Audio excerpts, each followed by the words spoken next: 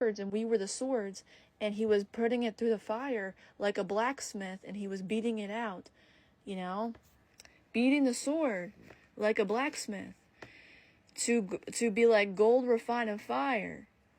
And he was beating it to sharpen it for a sword for battle.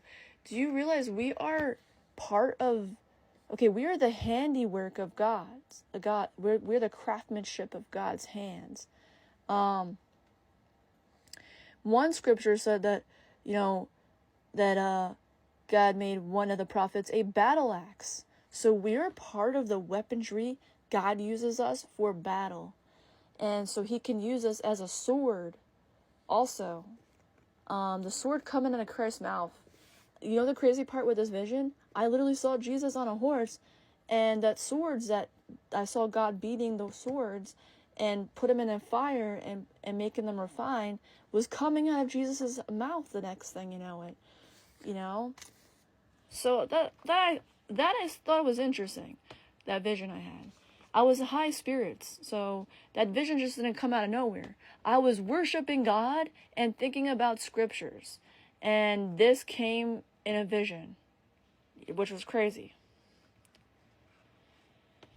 So, going back here, the Church of Tyre, they're known for love, service, faith, patience. The thing that's the problem is they tolerated Jezebel. So who is Jezebel? Like I'm just reading the book of Revelations with my son too. I said, listen, you don't know any of this stuff yet. We're going to go back and read the Old Testament so you can understand what we just read. And we're going to go back and read it.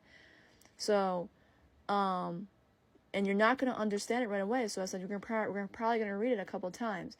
We're going to read the prophets, and then we're going to reflect, and we're going to look at the book of Revelation. We're going to see any similarities here. Okay? Then we're going to read some canon texts. I know some of you guys may not be for that, but I actually see prophets. I see Jesus in the canon text, believe it or not. I see him. And I see the book of Revelation too. So that's just extra reads. Those are extra reads. The church doesn't really consider them as